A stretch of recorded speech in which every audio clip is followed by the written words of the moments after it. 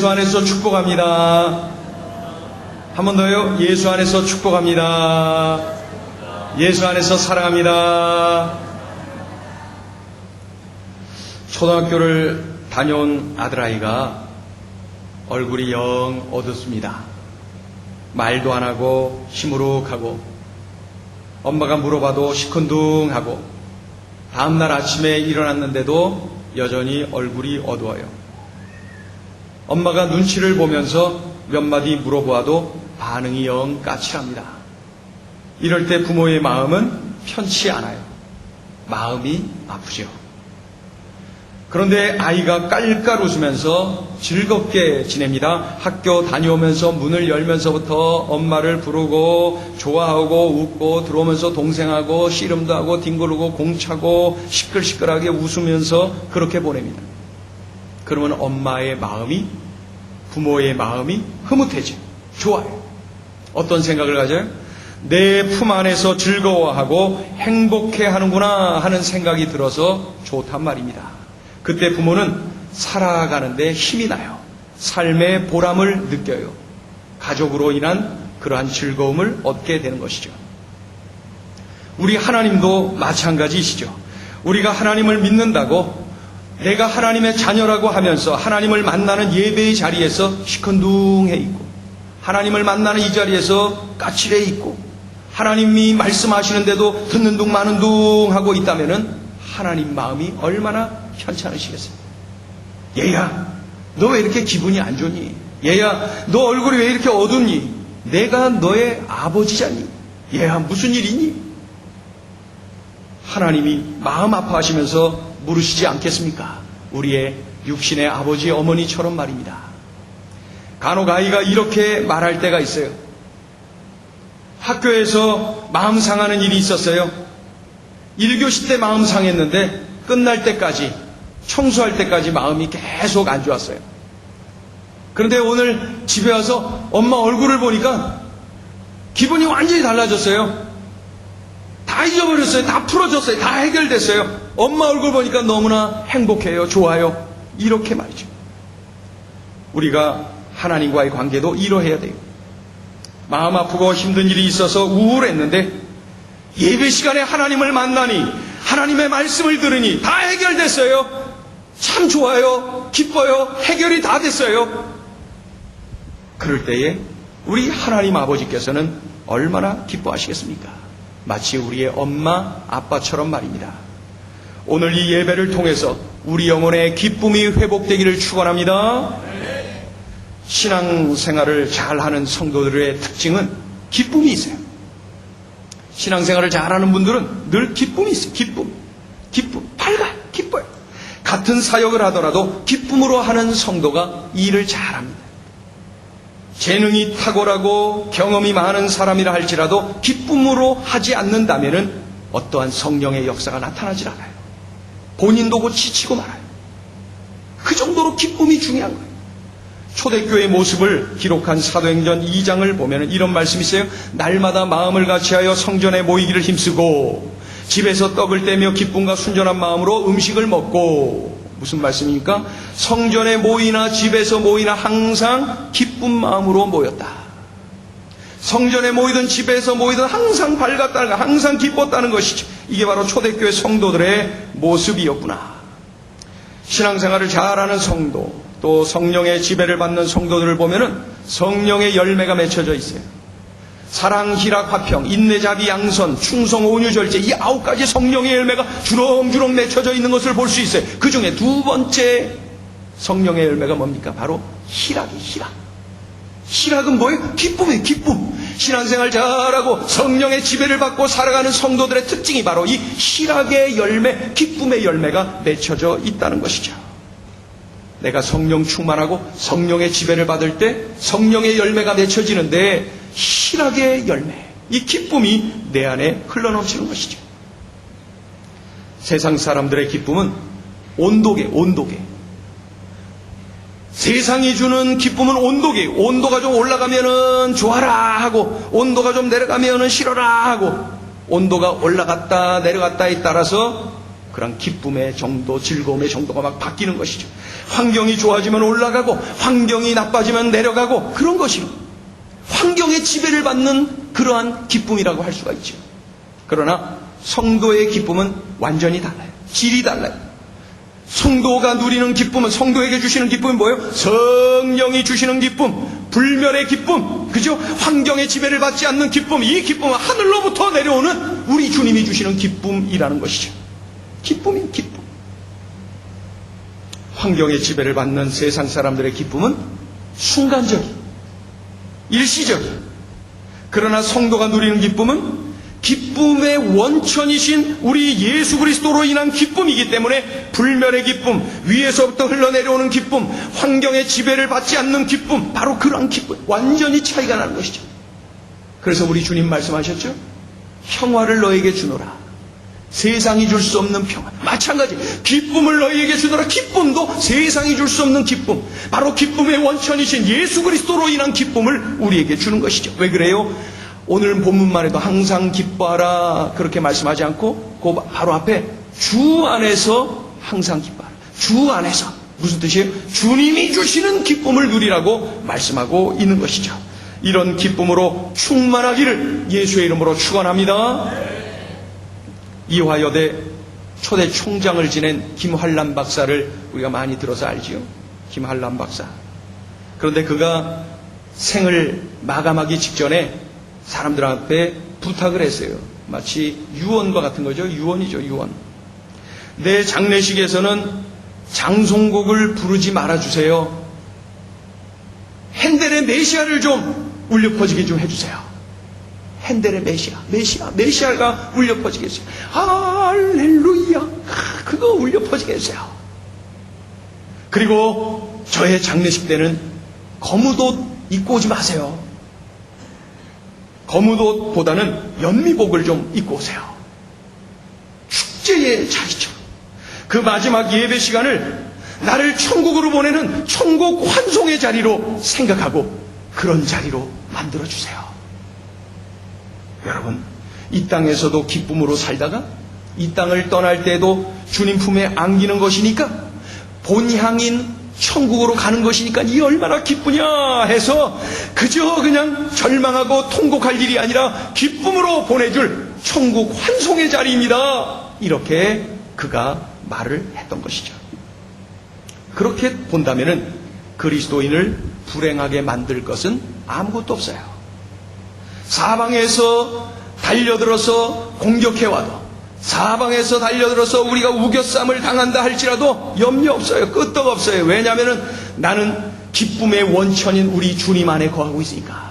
기쁨의 원천인 우리 주님과 함께하기 때문에 환경과 관계없이 밀려오는 기쁨이 내게 있기 때문에 끄떡 없는 것입니다. 그래서 사도 바울은 고린도후서 4장에서 이렇게 외칩니다. 잘 들어보세요. 우리가 사방으로 우겨쌈을 당하여도 쌓이지 아니하며, 답답한 일을 당하여도 낙심하지 아니하며, 박해를 받아도 버림받지 아니하며, 거꾸로 뜨림을 당하여도 당하지 아니하고, 성도의 삶이 얼마나 영광스럽다라는 것을 깨닫고 우리에게 선포하고 있는 것이죠. 우리의 믿음의 선배 하박국 선지자도 하박국서 4장에서 이렇게 말씀을 했어요.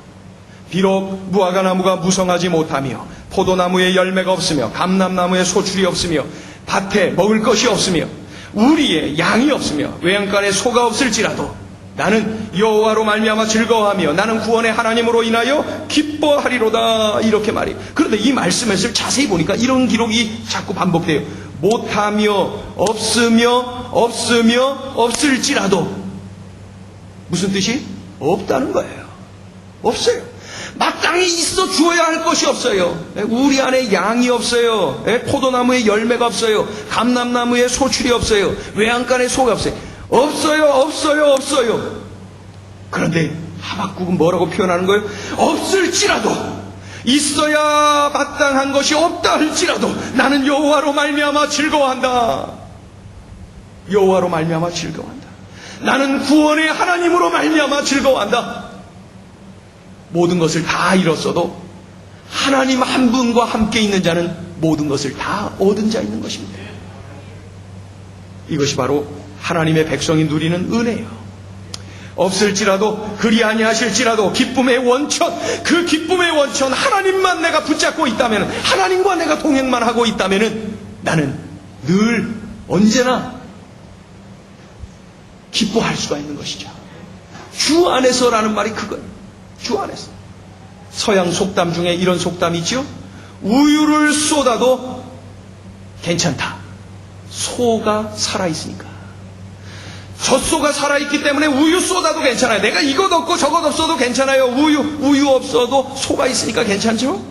이런 거 저런 거 내 환경에 어려움이 있어도 괜찮아요. 하나님이 계시니까 이런 믿음을 가지시기를 축원합니다. 그 하나님은 바로 내게 기쁨의 원천이 되어 주신다는 것이죠. 그 하나님 말이죠.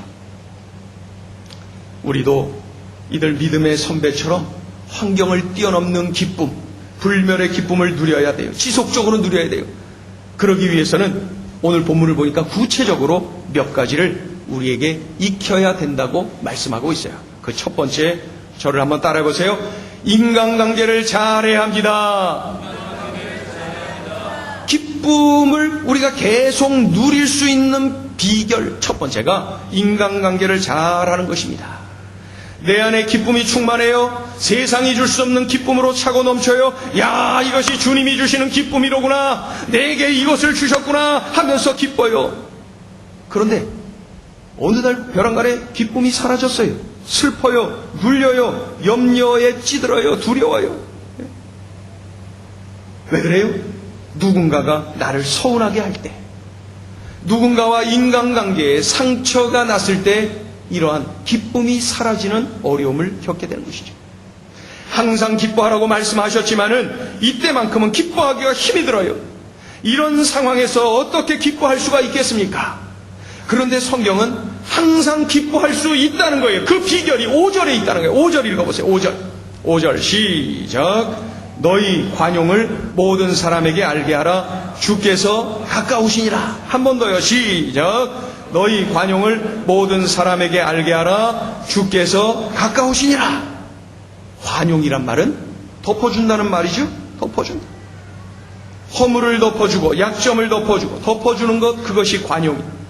남을 비판하고 남의 허물을 들추어내고 그 사람과 건강한 인간관계를 맺을 수가 있겠습니까? 불가능합니다. 그러니 덮어줘요. 관용을 베푸는 거예요. 남에게 친절을, 사랑을, 용서를, 후한 대접을 받고 싶어 하거든 날마다 나의 삶 속에 관용을 베풀면서 살아야 돼요. 심는 대로 거두는 거예요. 뿌린 대로 거두는 것이. 관용을 베푸는 사람은 건강한 인간관계를 갖게 되고 항상 기쁘게 살아갈 수가 있어요. 남을 먼저 배려하고 섬기는 관용의 사람이 되어야 돼요. 그때의 기쁨을 계속 누릴 수가 있어요. 세상이 줄 수 없는 그 기쁨, 주님이 내게 주신 그 기쁨을 내가 누릴 수가 있는 것이죠. 내가 적극적으로 배려하고 섬기고 관용을 베풀 때에 나의 주님이 주시는 그 기쁨을 나는 계속해서 누릴 수가 있는 것이죠. 우리 다 같이 한번 외치겠습니다. 제가 관용을 베풀겠습니다. 관용, 그것이 바로 기쁨의 비결이라는 거예요. 두 번째, 저를 한번 따라해 보세요. 좋은 생각을 하겠습니다.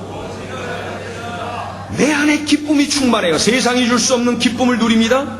야, 이것이 주께로부터 온 기쁨, 바로 그것이로구나 하면서 감격하며 살아가요. 그런데 갑자기 그 기쁨이 사라졌어요.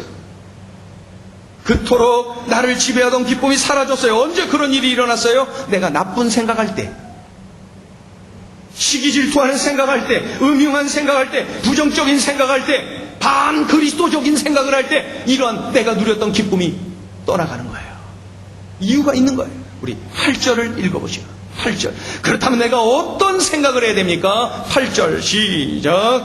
그토록 형제들아, 무엇에든지 참되며 무엇에든지 경건하며 무엇에든지 옳으며 무엇에든지 정결하며 무엇에든지 사랑받을 만하며 무엇에든지 칭찬받을 만하며 무슨 덕이 있든지 무슨 기림이 있든지 이것들을 생각하라. 이 8절 끝에 보니까 어떤 말씀이 있어요? 이것들을 생각하라. 무슨 생각을 하라는 거예요? 참된 것, 경건한 것, 옳은 것, 정결한 것, 사랑스러운 것, 칭찬받을 만한 것, 덕스러운 것, 이런 것들을 생각하라는 거예요. 한마디로 늘 좋은 생각을 하라는 거예요. 그럴 때에 기쁨을 지속적으로 누릴 수가 있다. 항상 기뻐할 수 있는 비결은 늘 좋은 생각을 하라는 거예요. 좋은 생각, 좋은 생각. 아프리카 속담 중에 이런 속담이 있어요. 코끼리는 원래 자기 코를 무겁게 여기지 않는다. 코끼리는 원래 자기 코를 무겁게 여기지 않는다. 코끼리의 코는 아주 유용하죠. 손의 역할을 하는 거예요.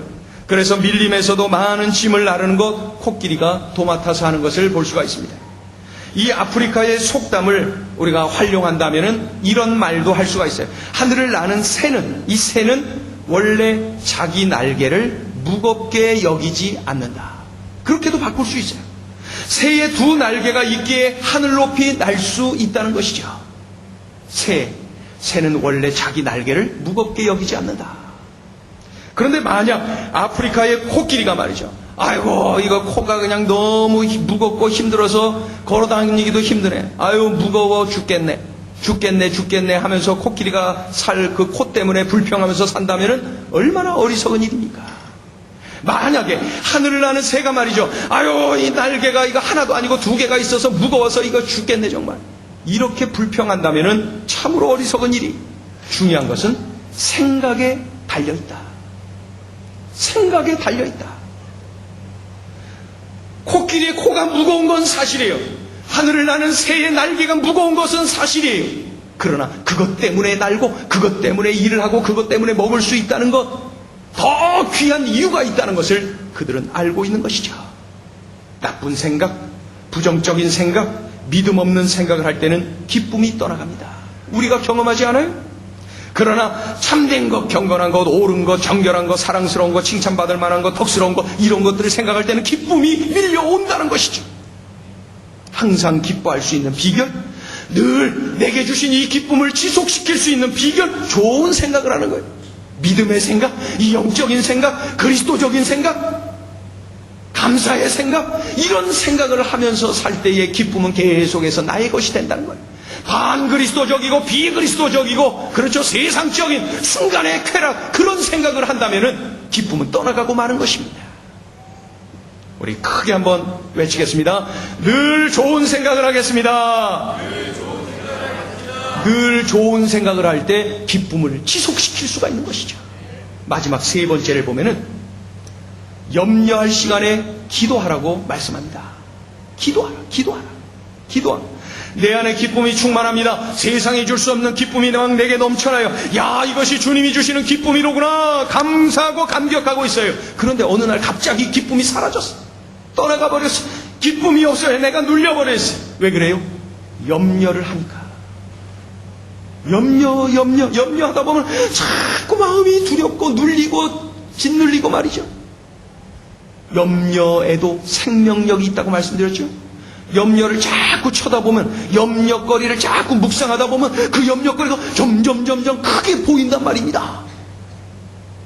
그런데 본문은 뭐라고 말씀해요? 염려하지 말고 기도하라는 거예요. 염려하지 말고 기도와 간구로 감사함으로 너희 하나님께 아뢰라. 염려할 시간에 기도하라는 거예요. 염려거리를 자꾸 쳐다보면 염려거리가 점점 커져갖고 나는 그거에 깔려 죽어버려요. 그런데 하나님을 바라보면서 기도해보세요. 그러면 작게 느껴졌던 그 하나님이 점점 크게 느껴지고 염려거리는 보이지도 않아요. 하나님께서 모든 것을 해결해 주시는 거죠. 하나님께 모든 것을 이미 맡긴 거죠. 하나님을 바라봐야 돼요. 아까는 생각에 달려있다는데 이제는 눈에 달려있는 거예요. 눈. 무엇을 보느냐? 누구를 보느냐? 어디를 보느냐? 거기에서 기쁘게 사느냐? 아니면 절망과 낙심에 눌려 사느냐? 결정이 난다는 거예요. 어디를 보느냐? 누구를 보느냐? 염려가 밀려올 때 염려할 일, 염려의 환경, 염려의 사건, 이런 것들을 계속 바라보고 그것들을 계속 묵상하고 또 묵상하면은 염려거리가 더 크게 보여서 내가 계속 짓눌리는 것입니다. 그렇다면은 어떻게 해야 됩니까? 우리 본문을 읽어보죠. 말씀이 우리에게 제시하고 있어요. 6절, 7절 읽어봅니다. 염려에 짓눌릴 때 어떻게 해야 됩니까? 6절, 7절 시작.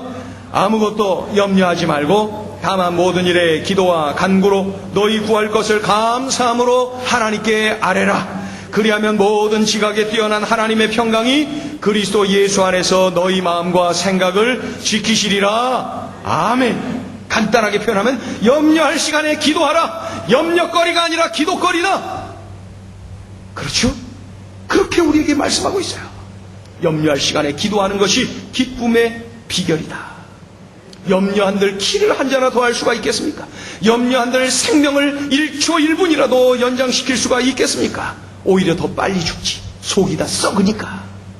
내 속만 썩어요. 염려하면 아주 이 염려는 비생산적이에요. 나를 죽이고 주변을 죽이고 그러는 것입니다. 그러나 기도는 생산적이에요. 나를 살리고 주변을 살리고 하는 것이지. 우리 크게 한번 옆에 있는 분에게 알려주세요. 옆에 있는 분에게 염려할 시간에 기도합시다. 염려거리가 아니라 기도거리입니다.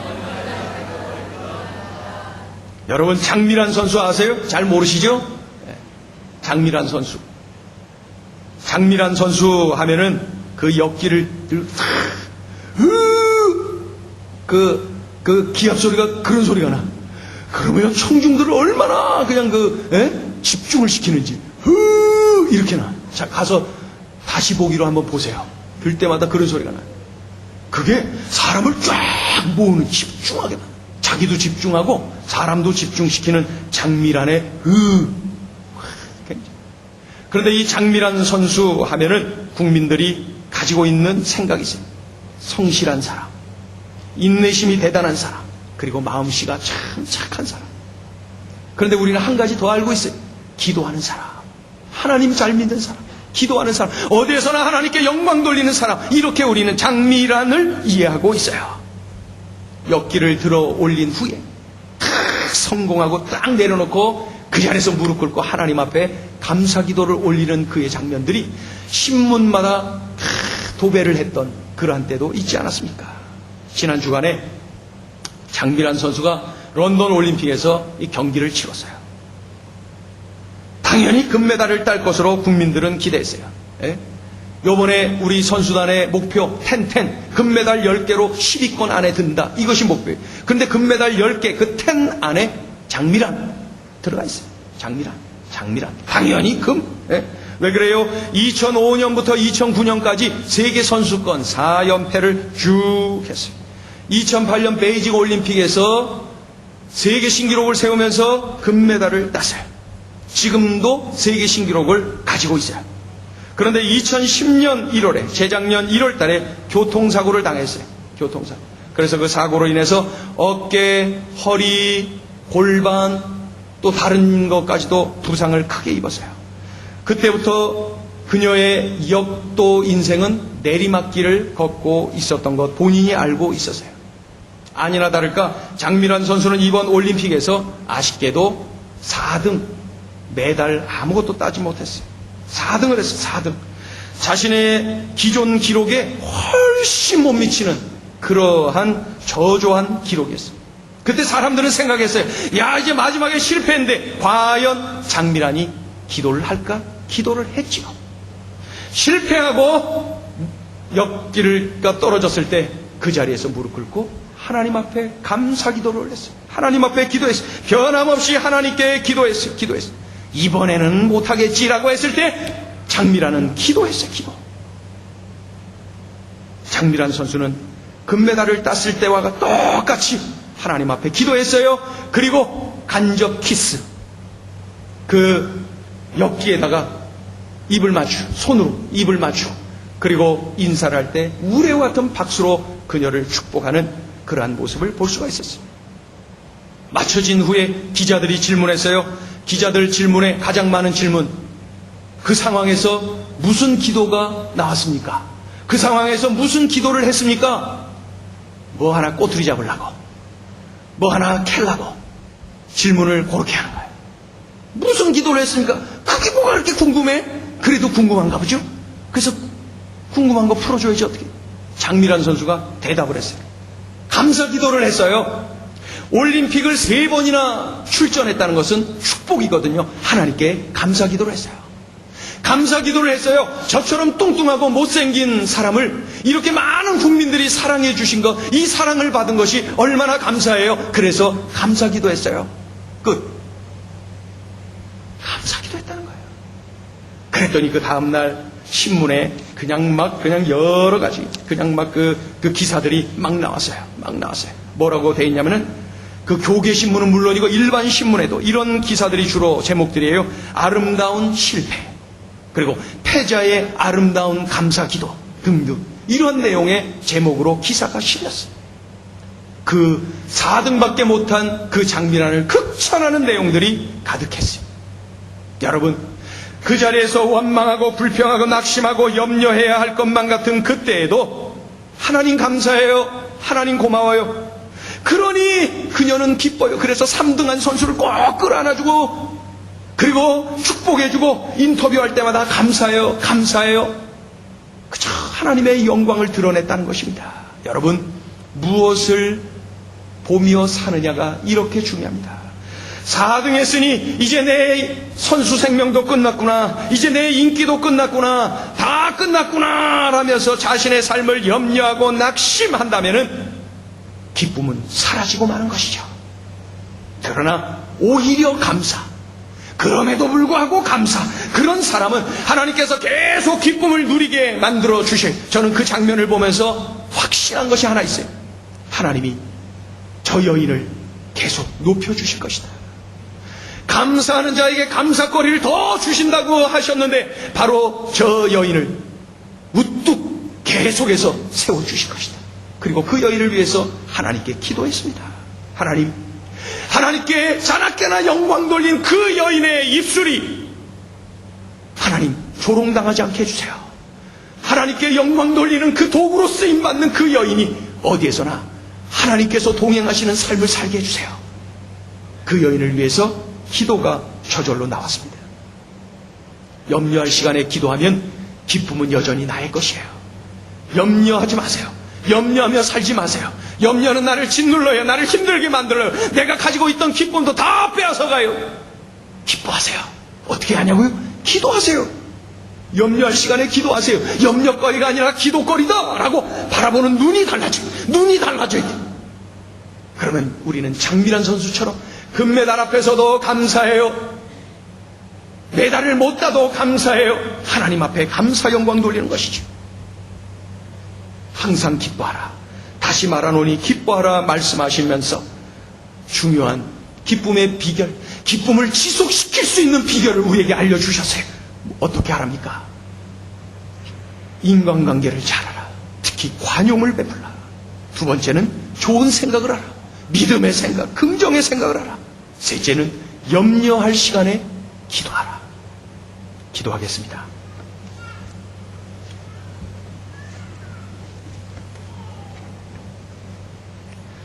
하나님 아버지, 오늘 귀한 말씀 들려주셔서 기쁨의 비결, 기쁨을 지속시킬 수 있는 비결, 기쁨을 회복시킬 수 있는 비결을 우리에게 알려주셨습니다. 그리스도인들의 특징은 기쁨이요, 성령에 이끌려 살아갈 때 누리는 그 열매가 바로 희락의 기쁨, 희락의 열매, 바로 기쁨 아니겠습니까? 주님, 내게 기쁨이 늘 넘치게 하시고 하나님의 자녀답게 어디에서나 기쁨의 삶을 살아가는 우리 모두가 되게 하여 주시옵소서. 들려주신 오늘 말씀은 꼭 기억하고 명심하고 이 말씀대로 순복하여서 날마다 기쁨, 언제나 기쁨, 자나깨나 기쁨, 범사의 기쁨, 무시로 기쁨, 일어서나 앉으나 기쁨, 잠을 자나 깨나 기쁨, 늘 기쁨의 삶을 살아가는 우리의 삶이 되게 역사하여 주시옵소서. 예수 그리스도 이름 받들어 간절히 기도 올리옵나이다. 아멘.